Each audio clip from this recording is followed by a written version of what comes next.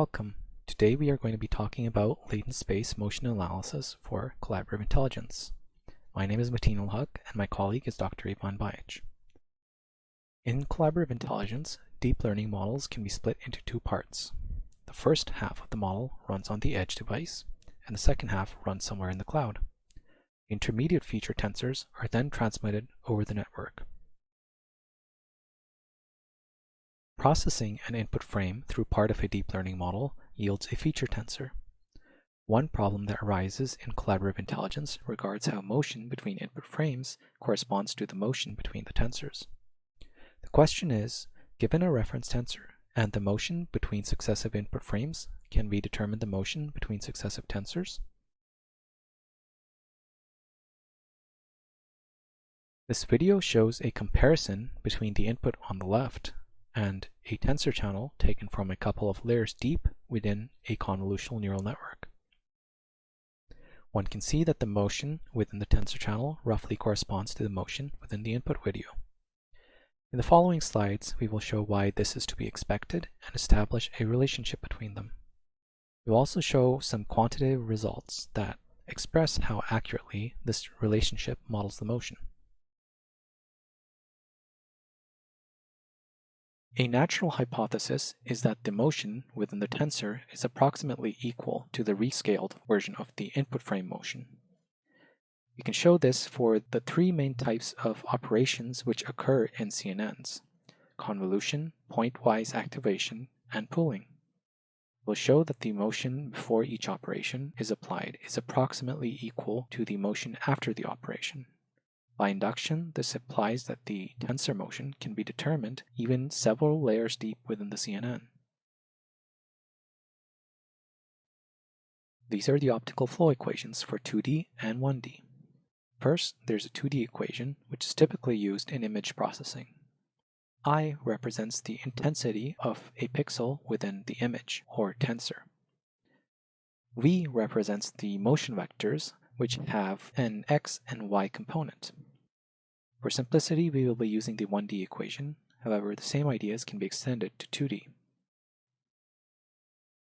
Here we provide a short proof for why the motion before convolution approximately equals to the motion after convolution. At the top, we have the optical flow equation.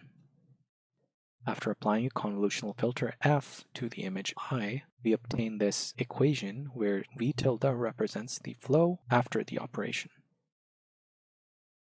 By commutativity of linear operators, we can exchange the order of convolution and the derivatives in order to end up with this equation.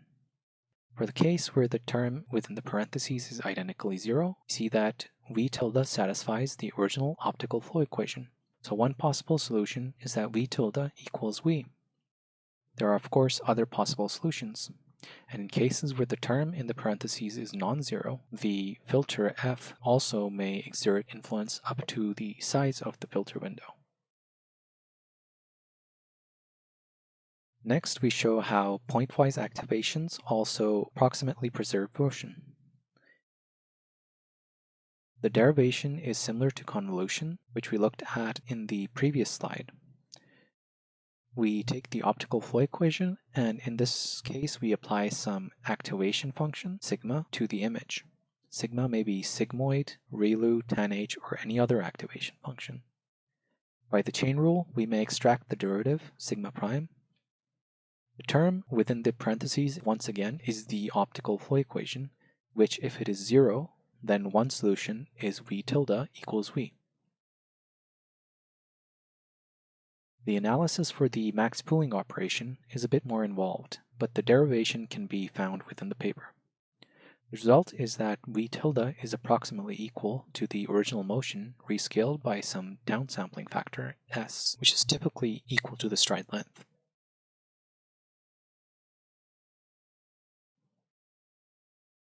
Next, we are going to look at some experiments we performed to attempt to reconstruct the tensor by applying rescaled motion calculated between the input frames. In this case, the scaling is determined by the number of preceding pooling layers within the model and their stride lengths. We then calculated the normalized root mean square error between the predicted tensor and the ground truth tensor.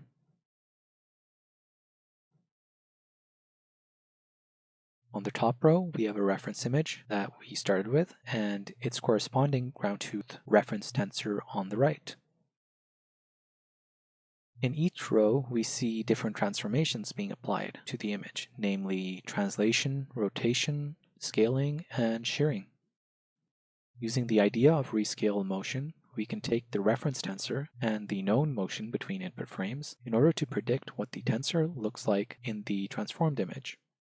For instance, here we have applied a horizontal translation to the reference image.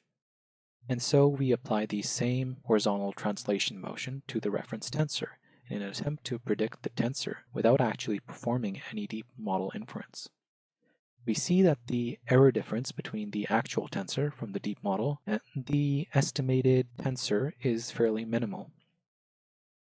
We then use this difference to compute the NRMSE, the normalized root mean squared error, which we will show on the next slide. Here we have quantified the errors for each of the basic transformations, namely translation, rotation, scaling, and shearing. For instance, in this plot, we show how much reconstruction error there is across horizontal translations.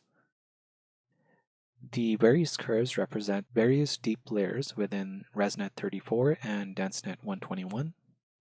On the right, we see how the error changes with respect to rotation.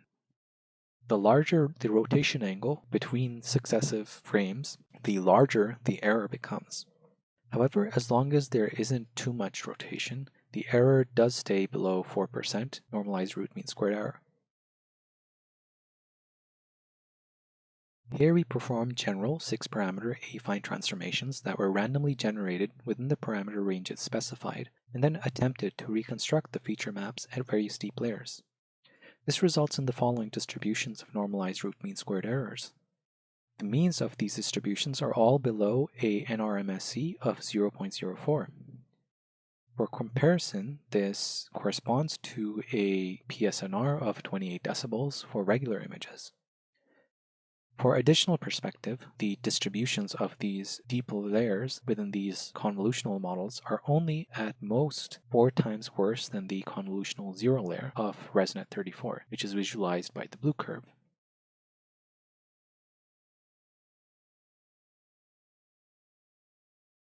Before we finish, let's take another look at the video.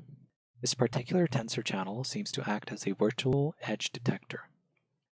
As the turbine rotates, these vertical edges seem to fade in and out of the tensor channel. Nonetheless, as we showed in our experiments, for reasonable rotational angles between the frames, the motion-compensated tensors often result in reasonably good reconstructions. Lastly, depending on the filter, the motion itself need not be exactly determined by the preceding layer's motion. However, any inaccuracies this causes are limited to the filter window size.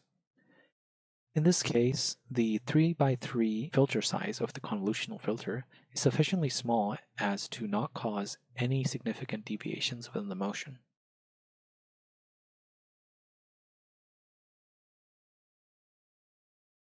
In conclusion, we derived a simple approximate relationship of motion within the tensor channels by analyzing typical operations in CNNs.